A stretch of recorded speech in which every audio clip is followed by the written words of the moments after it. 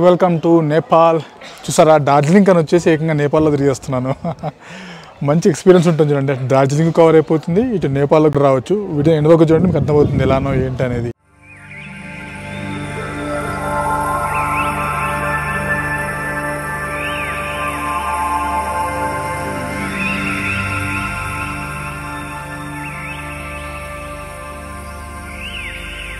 Hello guys, welcome back to new video. మరొక ట్రిప్తోని ముందుకు వచ్చేసాను. ఇప్పుడు మనం వెళ్తున్నాము డార్జిలింగ్, వెస్ట్ బెంగాల్లో one of the famous place. Darjeeling అని వినగానే ఎందుకు ఒక వైపు వచ్చేస్తుంది, అరే బాగుంటుంది కదా ప్లేస్, ఆ టీ ఎస్టేట్స్తోని. మీరు ముందు వీడియో చూసినట్టయితే నేను వచ్చాను మేఘాలయ ట్రిప్కి. మేఘాలయ ట్రిప్ కంప్లీట్ చేసుకొని గువాహతి నుంచి ట్రైన్ తీసుకొని వెస్ట్ బెంగాల్లోని సిలిగురికి రీచ్ అయిపోయాను నేను, అదే ఎన్జేపీకి. ఇప్పుడు ఇక్కడ నుంచి నా ట్రిప్ ఫ్రెష్గా మొదలు పెడుతున్నాను డార్జిలింగ్కి. అండ్ మనకు వెహికల్ కూడా వచ్చేసింది. దారిలో వెళ్తూ డీటెయిల్గా మాట్లాడుకుందాం. ఈ సిలిగురి నుంచి డార్జిలింగ్కి అరౌండ్ 70 కిలోమీటర్స్ ఉంటుంది. షార్ట్కట్లో వెళ్ళొచ్చు. బట్ మేమేం చేస్తున్నామంటే సిలిగురి నుంచి మిరుక్ అనేది నేపాల్ బార్డర్ ఏరియాలో వస్తుంది. అటువైపు కొన్ని ప్లేసులు విజిట్ చేసుకుంటూ ఆ నేపాల్ బార్డర్ విజిట్ చేసుకుంటూ డార్జిలింగ్ వైపు వెళ్ళిపోదాం. ఎండ్ ఆఫ్ ది డేకి నీకు వెళ్దాం. ఎప్పట్లాగే మర్చిపోవద్దు. ఇదిగోండి, ఇదే నా వెహికల్. ఇంకా నెక్స్ట్ కొన్ని రోజులకి. प्रशांत जी कैसे हैं? एकदम बढ़िया। कहाँ से आप? दार्जिलिंग से है ना? ठीक है, हम हालचाल बात करते रहेंगे बीच बीच में। अभी हम कहाँ जा रहे हैं? मिरिक तरफ। अब मिरिक ओके, दार्जिलिंग कितना टाइम लगेगा?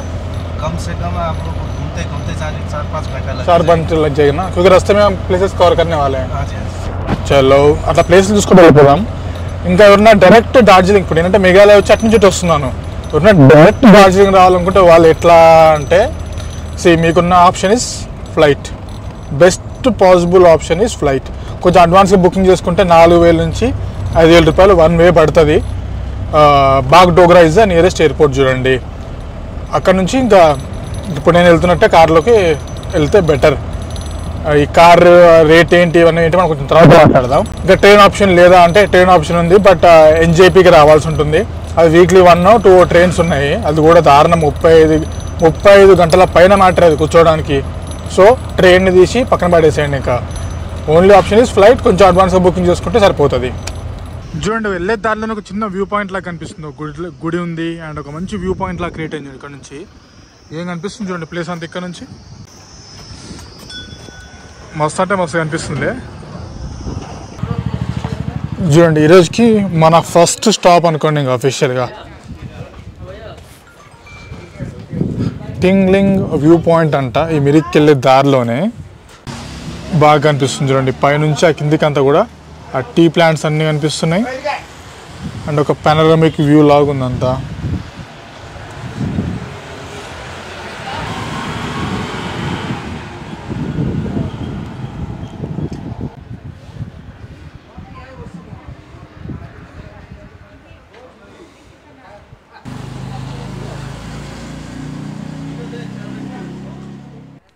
ఇవన్నీ వచ్చేసాం మన నెక్స్ట్ ప్లేస్కి. ఇది వచ్చేసి మెరిక్ లేక్ చూడండి. ఆ కొండల మధ్య చిన్న లేక్ లాగా చాలా బాగా కనిపిస్తుంది. చూద్దాం అటువైపు వెళ్ళేసి మరి. ఈ సెంటర్లో ఫ్లవర్స్తో నీట్గా బాగా సెట్ చేసినారు చూడండి. ఇదంతా ఒకవైపు అంతా బంతి పువ్వులు.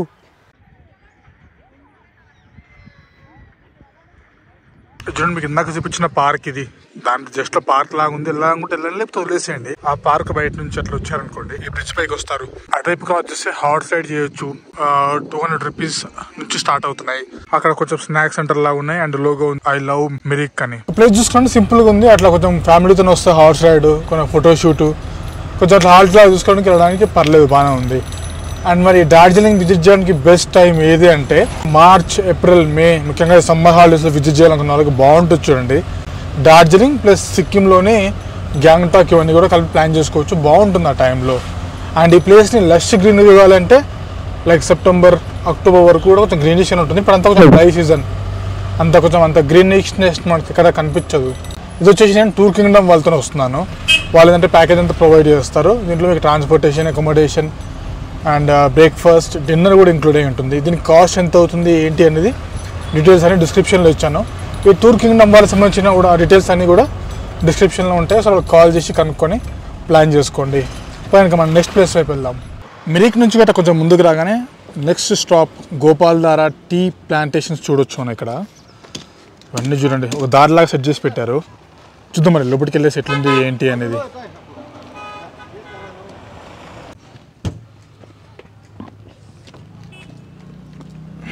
చుట్టూ ప్లాంటేషన్స్ ఉన్నాయి. ఇక్కడ ఏంటంటే అటు దాంట్లోకి వెళ్ళకుండా మొత్తం కైండ్ ఆఫ్ ఇట్లా ఫెన్సింగ్ లాగా వేసి పడేసినారు. అండ్ ఇదంతా హార్వెస్ట్ చేసేసినట్టున్నారు చూడండి. లేకపోతే మనకు ఆ లైట్ గ్రీనిష్ కలర్లో ఉన్న లీవ్స్ కనిపించేవి టీవీ పైన, అవి హార్వెస్ట్ చేసేస్తారు, అందువల్ల కనిపించట్లేదు. ఎందుకంటే మీకు ఆల్రెడీ చూపించాను, మీకు ఆల్రెడీ కేరళ రీసెంట్గా వెళ్ళి వచ్చాను కాబట్టి అక్కడ ఆ ఫ్రెష్గా హార్వెస్ట్ చేయనివి ఎలా ఉంటాయి ఏంటి అని. ఏం లేదు, అట్లా కొంచెం ముందుకు రాగానే ఇక్కడ కొన్ని టీ స్టాల్స్ ఉన్నాయి. ఆ ఫ్లేవర్స్ని ఎంజాయ్ చేయడం, కొంచెం అట్లా ఫోటోలు ఏమైనా తీసుకుంటా అంటే తీసుకొని మళ్ళీ వెళ్ళిపో. వెనకాల బాగుంది కొంచెం గ్రీనిష్నెస్గా.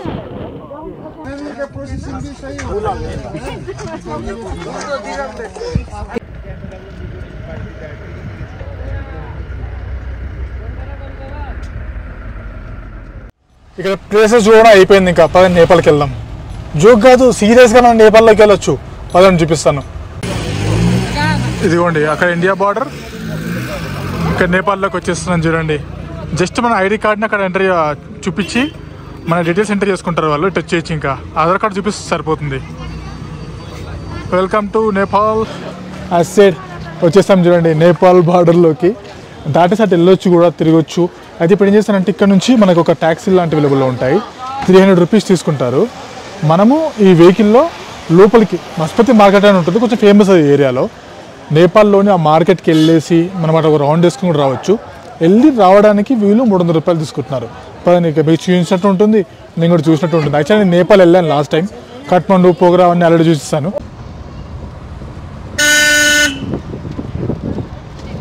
ఈ హౌస్ బాగా కనిపిస్తుంది కదా, కలర్ఫుల్గా.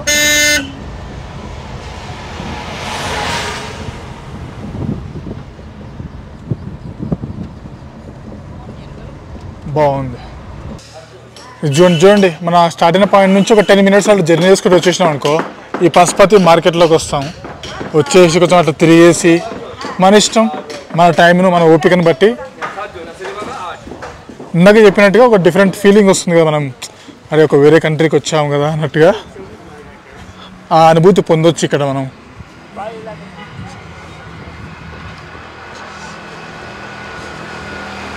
బెస్ట్ పార్ట్ ఏంటంటే నేపాల్లో మన ఇండియన్ కరెన్సీ యాక్సెప్ట్ చేస్తారు. అక్కడికి వెళ్ళినప్పుడు ప్రాబ్లం ఏం లేదు. అండ్ ఇప్పుడు ట్యాక్సీ వల్ల కూడా మన ఇండియన్ కరెన్సీ పే చేయొచ్చు, ఇబ్బంది అస్సలు లేదు.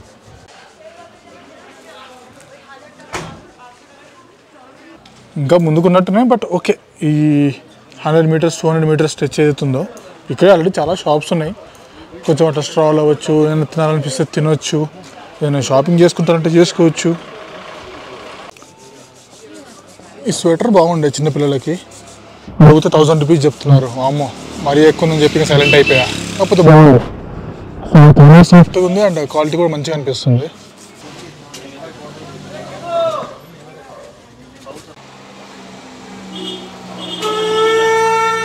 బాగుంది ఎక్స్పీరియన్స్, డిఫరెంట్గా.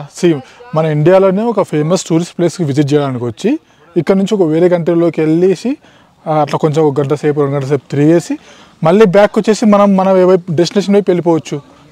ట్రై చేయండి. ఇంపార్టెంట్ టిప్ చూడండి, వెళ్ళినంత వరకు మీతో పాటు క్యాష్ క్యారీ చేయండి. ఎందుకంటే అక్కడ ఇన్ కేస్ ఆ పశుపతి ఇందాక మార్కెట్లో మేము వెళ్ళాం కదా, కొన్ని బాగానే ఉన్నాయి. మీ బార్గెనింగ్ స్కిల్స్ మంచిగా కొనుక్కోవడానికి కూడా మంచిగా ఉన్నాయి. ఓన్లీ థింగ్ ఇస్ ఇక్కడ గూగుల్ పే, ఫోన్పే లాంటి యాక్సెప్ట్ చేయడానికి మన దగ్గర ఇంటర్నెట్ ఉండదు. వాళ్ళు యాక్సెప్ట్ చేసే ఛాన్సులు చాలా తక్కువ. వెళ్ళినంత వరకు కరెన్సీ నోట్స్ క్యారీ చేయండి.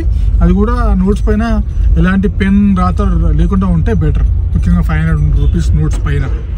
వచ్చేసాం మన నెక్స్ట్ స్టాప్కి. ఇన్ ద మీన్ వైల్ మీకు ఒక ప్లేస్ చూపిస్తాను చూడండి. మార్నింగ్ కూడా చూపించాను దూరం నుంచి కారులో, బట్ మీకు ఇప్పుడు ఇంకొంచెం దగ్గర నుంచి చూపిస్తాను చూడండి. Here we go. అసలు నార్మల్గా ఎంత క్లియర్గా దొరకదు. కాంచన్జంగా మౌంటైన్ యొక్క వ్యూ, స్కై బాగా క్లియర్గా ఉండడంతో మంచి వ్యూ దొరికింది. ఇక్కడ ఒక చిన్న మార్కెట్ లాంటిది ఉంది. అన్ని ప్లేస్ వచ్చేసి సిమానా వ్యూ పాయింట్ చూడండి, బాగా అనిపిస్తుంది కదా ప్లేస్ అంతా కూడా ఈ వ్యూ పాయింట్ నుంచి.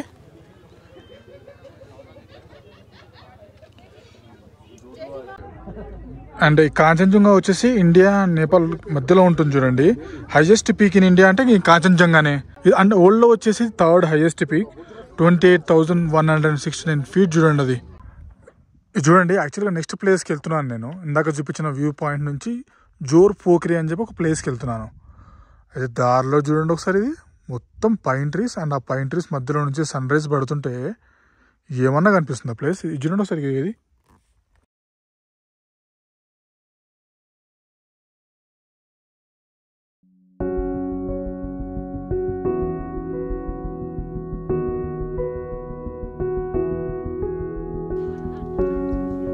మీకు ఇందాక చెప్పిన ప్లేస్కి వచ్చేసాను చూడండి. సుకియా పూరి జోఖ్రీ అంట. సుకియా పూరి జోఖ్రీ ప్రొనౌన్సియేషన్ కొంచెం టఫ్ ఉంది, బట్ దీంట్లో ఎప్పుడు వాటర్ డ్రై అవ్వమంట చూడండి. దీంట్లో ఏముంది వింత అంటారా? ఒక్కసారి కొంచెం పైన అట్లా చూస్తుంటే కొంచెం ఇట్లా నేను వెనుకకు వస్తుంటాను. ఇప్పుడు చూడండి,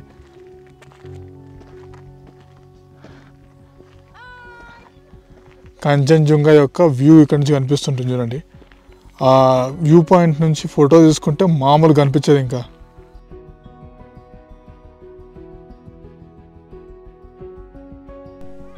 చూడండి, కాంచన్జంగాది ఇంత క్లియర్ వ్యూ దొరకడం చాలా రేర్ తెలుసా. చాలా అంటే చాలా రేర్. ఎప్పుడు ఫాగీ ఉండడము, క్లౌడ్స్ అడ్డు రావడం ఇట్లా ఉంటుంది.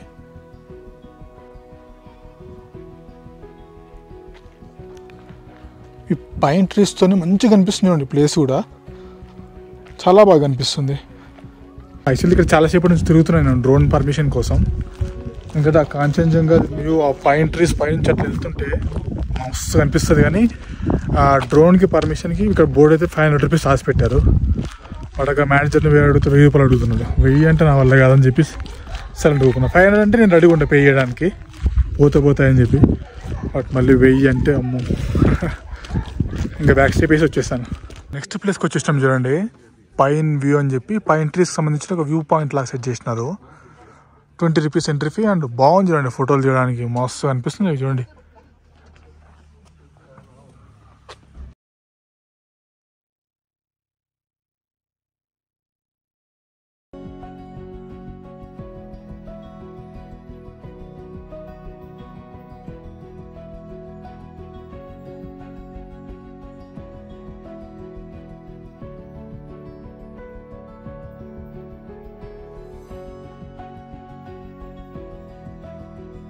ఇది వచ్చేసి బటాసియా లూప్ చూడండి.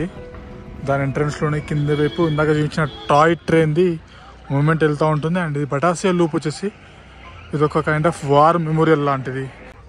ఇక్కడ చూడొచ్చు ఆ వార్ మెమోరియల్కి సంబంధించిన అదంతా కూడా. అండ్ ఆ వార్లో ఎవరైతే చనిపోయారో వాళ్ళ పేర్లు అండ్ ఇయర్తో సహా ఉంది. అండ్ ఇక్కడ నుంచి మళ్ళీ కాంచన్జంగాకు సంబంధించిన మంచి వ్యూ దొరుకుతుంది. అండ్ ఇక్కడ నుంచి సిటీ కూడా చూడొచ్చు, డార్జిలింగ్ సంబంధించింది.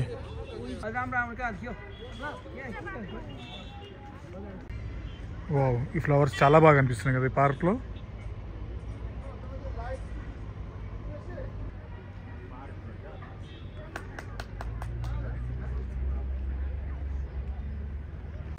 డ్రెస్ కూడా ఉన్నాయి రెంట్కి, తీసేసుకొని ఈ కాంచన్జంగాతో మంచి ఫొటోస్ దిగొచ్చు చూడండి. బాగుంది ప్లేస్. 50 rupees ఎంట్రీ ఫీ పెట్టాడు, బట్ స్టిల్ వర్త్ ఇట్.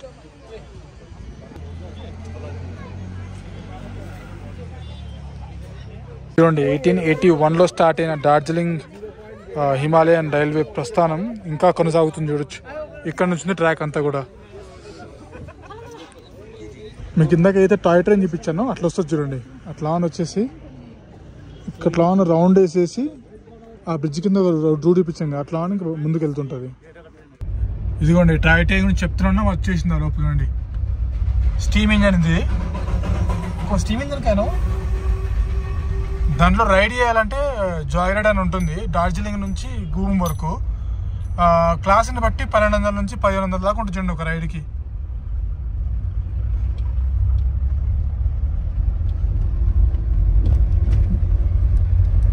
చూడండి, 2 రౌండ్ ట్రిప్ తీసుకోవాలంట, 1 వే తీసుకోలేము. రౌండ్ ట్రిప్ కలిపి 1200, 1500 క్లాస్ని బట్టి. అది నేను క్లాస్ అంటున్నాను కదా, క్లాస్ కాదు ట్రైన్. స్టీమ్ ఇంజన్ అయితేనేమో 1500 అంట, డీజిల్ ఇంజన్ అయితేనేమో 1200 అంట. ఇదిగోండి స్టేషన్, డార్జిలింగ్ స్టేషన్ ఇది. ఇందాక ట్రైన్ ఎటువైపు వెళ్తుందో అది వచ్చేసి అటువైపు గూమ్ ఉంటుంది.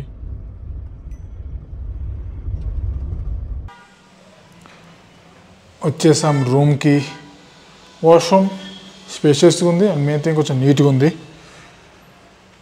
అండ్ రూమ్ మాత్రం చాలా స్పేషియస్గా ఉంది.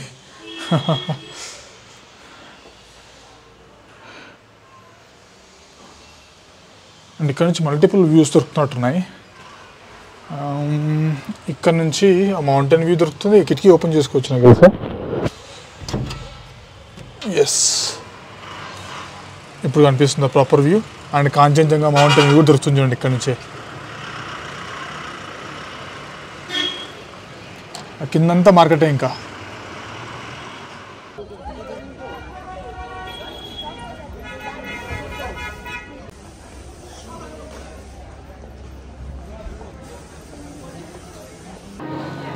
ఇక హోటల్ నుంచి నేను బయటకు వచ్చేసాను మళ్ళీ మాల్ రోడ్ వైపు. డార్జిలింగ్ కూడా ఒక మాల్ రోడ్ ఉంది, చాలా ఫేమస్ ఇది. మళ్ళీ షాపింగ్ అన్ని హిల్ స్టేషన్స్ లాగా ఇక్కడ కూడా ఒక మాల్ రోడ్. ఒక 10 నిమిషాలు వాక్ చేసుకుంటూ వస్తున్న తర్వాత ఆకలి అవుతుంది కదా అని దీంట్లో దూరినాను. గ్లెండరీస్ అని చెప్పి బేకరీ లాగా ఉంటుంది. దీనికి బ్యాక్ సైడ్లో కంచన్జుంగాకి సంబంధించిన మౌంటైన్ వ్యూతోని సిట్టింగ్ ఏరియా ఉంది. మంచిగా తిని ఎంజాయ్ చేయొచ్చు. కాకపోతే కాస్ట్ కొంచెం ఎక్కువ ఉంటుంది చూడండి.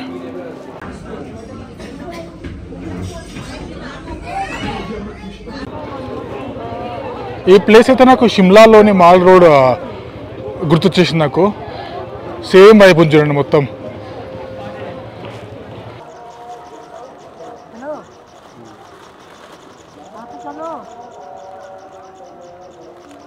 మీకు ఇందాక చూపించిన కొంచెం ముందుకు వస్తే న్యూ మహాకాల్ మార్కెట్ అని చెప్పి పెట్టారు చిన్నగా ఏదో.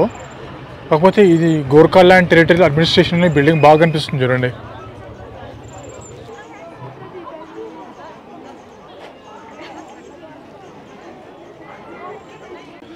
పెద్దగా ఉంది shopping area. But similar shops అన్నీ పెద్దగా అంత ఏం లేదు. ఇందాక మనం ఇక్కడైతే మెయిన్ సెంటర్ పాయింట్కి వచ్చామో అక్కడ చుట్టుపక్కల కాస్త బెటర్.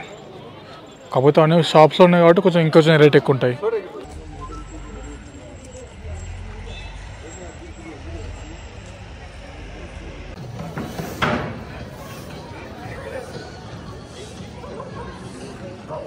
ఇక బ్యాక్ టు రూమ్. అమ్మా అసలు చలి మామూలుగా లేదు తెలుసా. లిటరలీ 5 o'clock అట్లనే 9 degrees అట్లుంది టెంపరేచర్. December 3rd week ఇది. చలి మామూలుగా లేదు. అండ్ షాపింగ్ విషయానికి వస్తే నాకు షిల్లాంగ్ మంచిగా అనిపించింది. ఎందుకంటే స్ట్రీట్ షాపింగ్ టైప్లో ఉంది అండ్ చీపర్ ఆప్షన్స్ ఉన్నాయి. ఇక్కడ అన్ని షాప్స్లో అమ్ముతున్నారు అండ్ అందరూ ఫిక్స్డ్గా పెట్టుకొని కూర్చున్నారు. బార్గెన్కి పెద్ద స్కోప్ లేకుండా మంచిగా అనిపించింది. ఉన్నంత వరకు కొద్దిసేపట్ట స్ట్రాల్ అవ్వచ్చు. పర్లేదు అండి. రేపు పొద్దున 4 o'clock లేవాలి. మా ఈ చలిలో 4 o'clock లేవాలి అనే థాట్ వస్తాయనే. చూద్దాం మరి ఎలా జరుగుతుంది రేపు వీడియో. ఇది డార్జిలింగ్లో ఫస్ట్ డే మాత్రమే. మన మ్యాక్సిమం టైం అంతా కూడా జర్నీలో పోయింది. అండ్ నేపాల్ బార్డర్లోకి వెళ్ళి రావడం అండ్ పైన్ ట్రీస్ది ఇదంతా కొంచెం మంచిగా అనిపించింది. అండ్ కాంచన్జుంగా సిటీలో ఏ కార్నర్కి పోయినా ఈ కాంచన్జంగా మౌంటైన్ కనిపిస్తూనే ఉంటుంది. అండ్ వెదర్ సపోర్ట్ చేస్తే మాత్రం మంచిగా కనిపిస్తుంది సార్. ముఖ్యంగా పార్క్ వార్ మెమోరియల్కి వెళ్ళాం కదా, అక్కడి నుంచి అయితే అదిరిపోయింది వ్యూ దంది. ఓకే, ఈ వీడియోలో అంతే. నెక్స్ట్ వీడియోకి వెళ్దాం. Until then bye bye. వచ్చేసింది చూడండి మన డిన్నర్. మీకు పొద్దునే చెప్పాను ఆల్రెడీ, మన బుకింగ్స్లో బ్రేక్ఫాస్ట్ అండ్ డిన్నర్ కూడా కలిపి చపాతీ, పాపడ్, పికిల్, పప్పు, రైస్,